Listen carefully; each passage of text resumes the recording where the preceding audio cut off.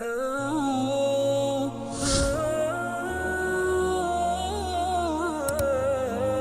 tuan-tuan, puan-puan pun maklumlah berkaitan dengan isu kiri dan kanan, ataupun kanan dan kiri mana satu, wallahu alam.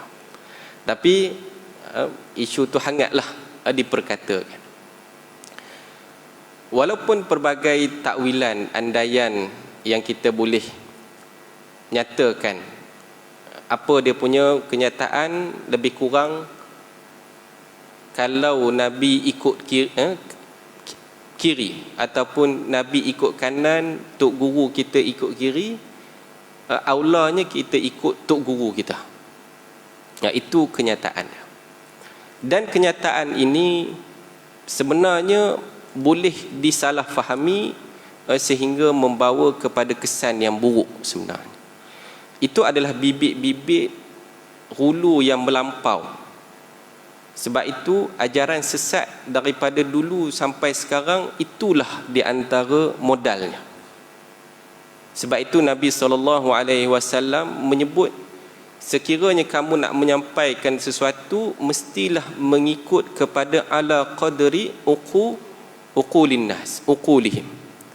Nak menyampaikan sesuatu tu dengan sampai tahap kefahaman kepada masyarakat, supaya kalau mereka tak faham, boleh membawa kepada fitnah.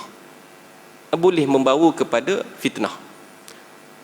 Walaupun niatnya baik, walaupun mungkin tujuan yang baik, tetapi boleh membawa mudarat, boleh membawa salah faham, maka ia menyebabkan perkara yang salah juga dalam sudut syariat.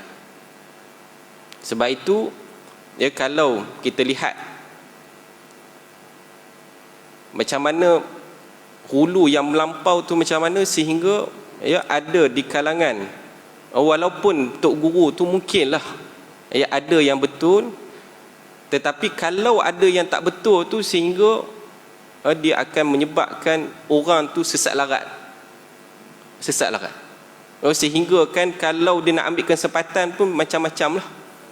Dari sudut perniagaan ke dia nak buat. Sebab itu ada di kalangan mereka ini yang kalau contoh di luar negara, yang kalangan tarikat dan sebagainya, kaya raya, dia punya harta bilion, disebabkan ta'assubnya di kalangan pengikut ini bagi apa saja kepada mereka. Sebab itu mereka menyatakan hiduplah secara sederhana, tetapi kereta depa pun ada berpuluh biji. Jadi itu antara salah satu daripada impak hulu kepada tok guru ni. Sebab Al-Quran menyatakan bahawa Allah Subhanahu Wa Taala bagi misal, bagi contoh adanya ulama yang menjelirkan lidah seperti anjing. Allah memberi, maknanya ada di kalangan ulama yang mana mereka ini menjelirkan lidah seperti anjing. Sebab apa? Sebab mengambil kepentingan duniawi daripada kepentingan akhirat. Dari sudut macam-macam benda lah kesesatan yang dilakukan. Sampai sehingga kan ada pengikut yang serahkan anak dia, serahkan isteri dia kepada tok guru tu, sebab tok guru dia bagi alasan macam-macam lah, justifikasi yang ini adalah arahan daripada Allah, arahan daripada Nabi. Daripada mana? Mimpi. Sebab itu apa modal dia adalah mimpi. Jadi kita tak tahu mereka ni pergi mengaji ke ataupun tidur. Kan bila kerap mimpi ni tidur, kerap mimpi. Jadi itu antara perkara yang amat bahaya. Sebab itu apabila kita lihat contoh generasi salafus salih, bila sahabat nak buat sesuatu ni, mereka akan kumpul dahulu, nyatakan perkara ni ada tak pernah Nabi SAW nyatakan. Jadi kalau tanya seorang-seorang, Nabi tak ada pernah dengar lagi Nabi cakap berkenaan dengan ni. Barulah ijtihad yang dilakukan oleh para sahabat. Kalau tak ada, maka mereka akan mendengar apa taat kepada Quran dan hadis Nabi. Mereka tak akan melampaui apa yang ada daripada Quran dan hadis. Buatlah macam mana pun, apa yang hadis cakap, ikut. Dan demikian juga para imam kita, para imam mazhab, tak kira lah Hanafi. Imam Abu Hanifah ni antara orang yang cabarannya besar bila dia nak berfatwa, sebab dia duduk jauh di Kufah, di Iraq. Bila jauh dengan tempat Nabi SAW, bila jauh dengan sahabat, jadi pada waktu tu untuk berfatwa ataupun berijtihad sukar. Sebab pada waktu tu lagi, pada tahun berapa, 80 hingga 150 hijrah tu, kita 1400. Mereka telah banyak daripada kalangan masyarakat pada waktu itu membuat hadis palsu. Jadi ujian yang beratlah pada Imam Abu Hanifah untuk berijtihad berdasarkan kepada hadis Nabi SAW. Namun pun begitu, Abu Hanifah tetap cari saring kepada hadis Nabi. Demikian juga dengan Imam Asy-Syafi'i rahimahullah.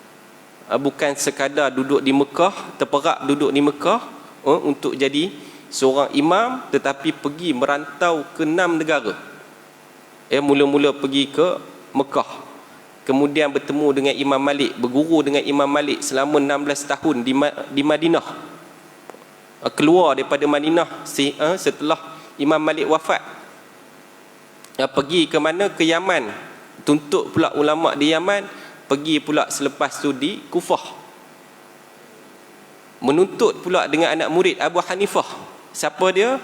Muhammad bin Hasan Asy-Syaibani. Bergilir, berulang-alik. Imam Asy-Syafi'i pergi ke Kufah, pergi ke Mekah, yang menuntut dengan Muhammad bin Hasan tu.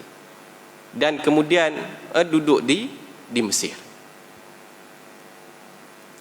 Jadi nak nyatakan bahawa itulah usaha yang dibuat oleh para imam untuk menuntut ilmu, salah satu daripada hadis Nabi SAW.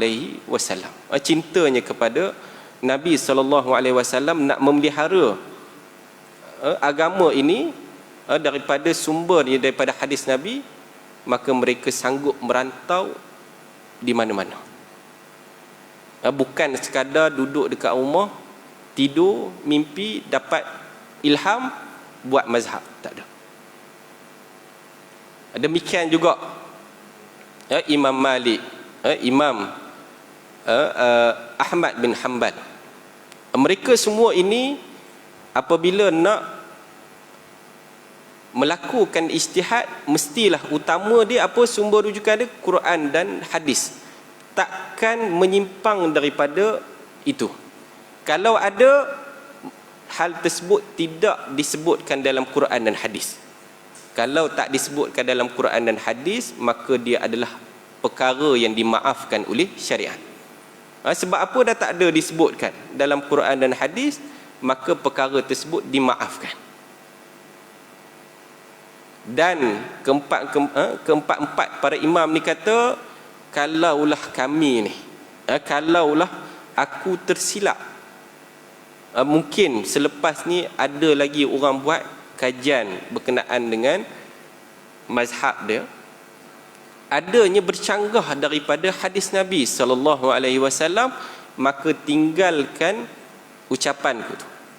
Ada yang kata campakkan ucapanku tu dekat dinding dan ambillah hadis Nabi, dan itulah mazhab.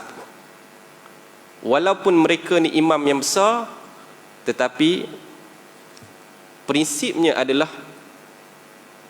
pertahankan ataupun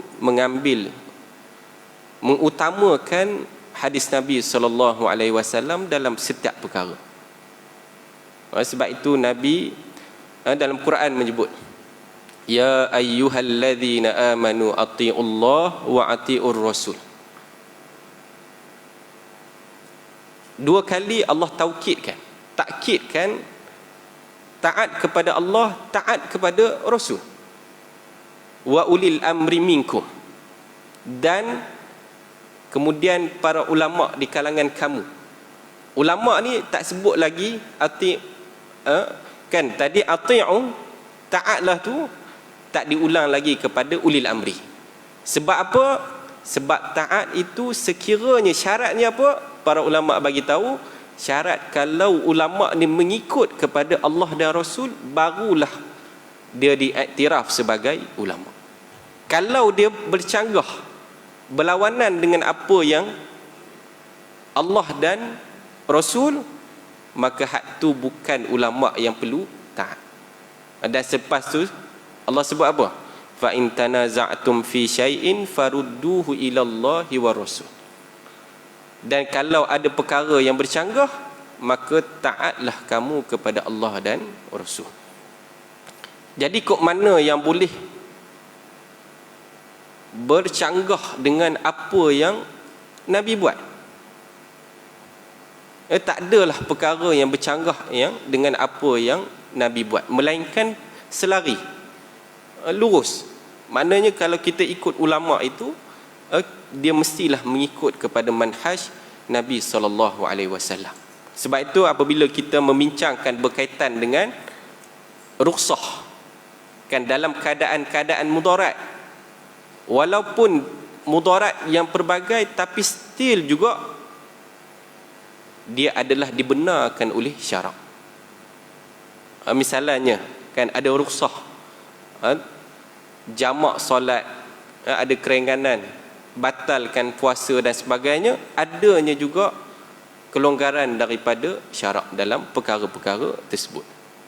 Jadi itu berkaitan dengan apabila melibatkan Nabi SAW, maka dia menjadi keutamaan untuk diikuti dalam setiap perkara. Dan para ulama ini yang menyusun ilmunya adalah selari dengan apa yang dikehendaki oleh Allah dan Rasul. Jadi bahaya, statement tu sangat bahaya. Ia akan menyebabkan itulah bibit-bibit yang berlaku berkenaan dengan ajaran-ajaran yang membuatkan ataupun menyebabkan orang gulu kepada individu-individu tertentu. Ni kalau gulu ni macam dulu balik lah. Ikut, kalau minum air liur pun sanggup minum air liur seseorang. Jadi itu yang kita hendaklah, kalau kita nak gulu pun gulu kepada Nabi SAW. Sebab itu Nabi sebut apa? La yu'minu ahadukum hatta akuna ahabbu ilayya min waladihi wan nasi ajma'in. Tidaklah beriman kamu tu sehingga kamu mencintai aku lebih daripada kamu mencintai anak dan seluruh manusia keseluruhan. Jadi itu syarat keimanan adalah cinta kepada Nabi. Nak cinta pada Nabi, pertahankan dia punya sunnah dia lah.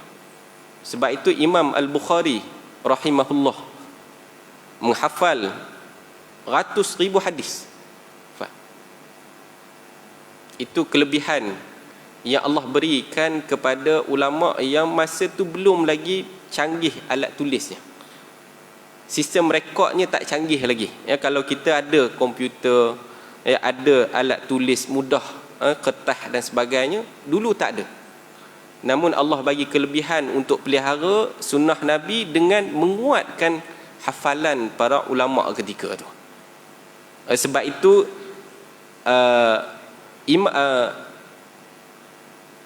Al-Muwatta Imam Malik, kan kitab Al-Muwatta, iaitu antara kitab hadis yang awal. Kitab hadis yang awal iaitu Al-Muwatta. Muwatta ni kenapa dia tak dimasukkan dalam susunan kitab hadis? Sebab dicampur. Dia ada hadis Nabi SAW, dan dia juga ada dihimpunkan asar sahabat. Imam Malik merekodkan asar daripada sahabat, kata-kata sahabat, pendapat sahabat di dalam kitab Al-Muwatta. Kitab Al-Muwatta ni, kalau kita lihat cetakannya pada hari ini, lebih kurang ada 1000 muka surat, yang mana Imam Asy-Syafi'i rahimahullah menghafal ni dalam masa 6 hari. 6 hari sebelum, sebab kelas Imam Malik ni, dia mengajar dekat Masjid Nabawi. Macam ni lah, ada mengajar kat Masjid Nabawi. Dia ada kelas untuk umum, untuk masyarakat awam, dan dia ada kelas juga untuk khusus. Dan khusus ni dia akan uji dululah, temu duga. Jadi Imam Syafi'i datang, Imam Malik tak kenal lagi pada waktu tu. Jadi Imam Syafi'i datang ke Madinah dengan persediaan apa dia? Dah hafal kitab Al-Muwatta. Jadi bila nak masuk kelas, maka dia telah menghafal kitab Al-Muwatta dalam masa 6 hari. Itu hafalan yang sangat hebat. Bukti dia pada hari ini pun lebih kurang juga. Sebab tu kalau saya dan kawan-kawan yang bila belajar di Jordan tu berkawan dengan orang Arab ni, dan orang Arab ni datang daripada pelbagai tempat lah, datang daripada Saudi, Yaman, Palestin, datang pelbagai tempat dia. Dan mereka ni daripada hafalan dia sangat kuat. Sangat kuat hafalan dia, sampaikan bila profesor lah, kita katakan profesor yang bersyarah dekat depan tu, kadang-kadang dia tak sediakan pun buku. Jadi apa yang, sebab mereka ni dah ilmu tu dekat kepala mereka dah, dan dia terangkan sebiji apa yang ada di dalam buku tu. Jadi tugas pelajar ni waktu kelas tu tulis sampai bolehlah orang kata jadi satu buku, balik cari maklumat lagi kemas kini. Dan ada di kalangan mereka ni hafal terus, nota tu hafal. Dan bila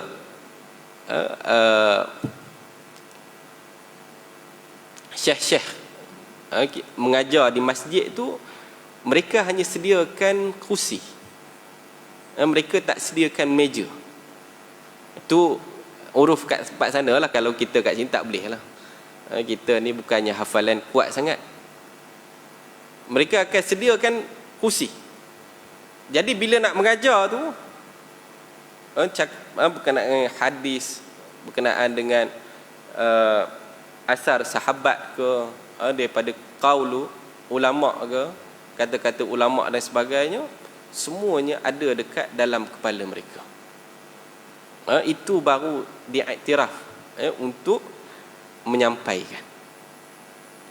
Jadi sehingga hari ini memang hafalan mereka sangat kuat.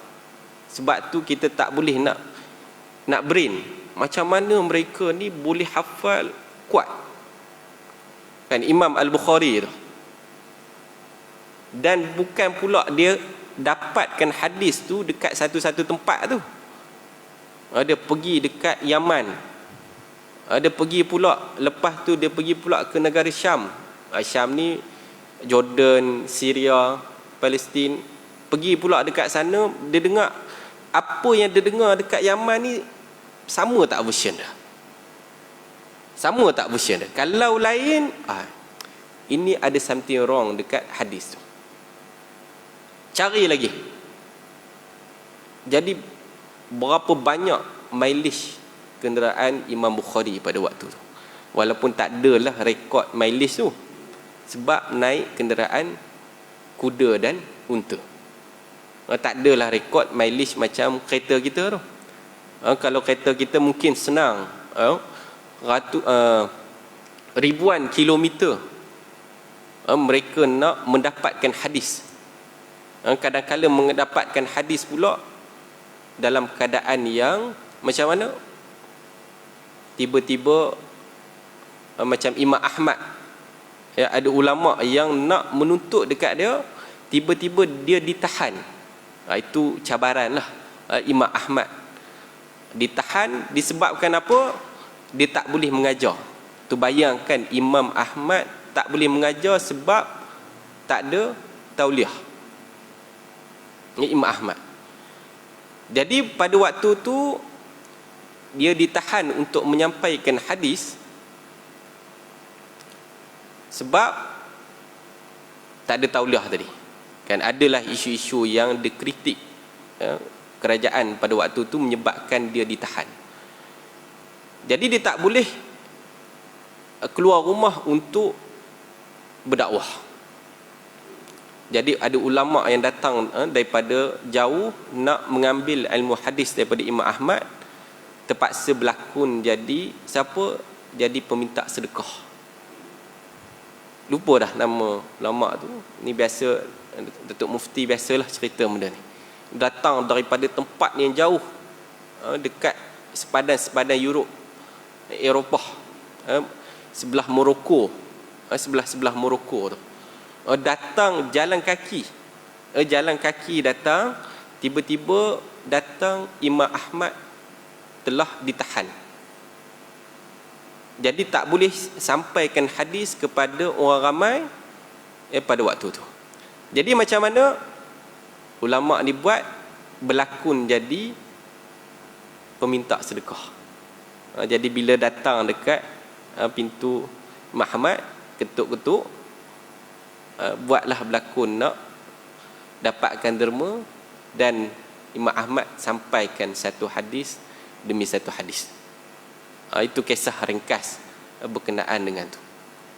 Jadi nak nyatakan hebatnya para ulama ni memelihara hadis Nabi SAW. Dan selepas tu barulah pembukuan Sunanus Sittah dan sebagainya, sehingga kekal pada hari ini.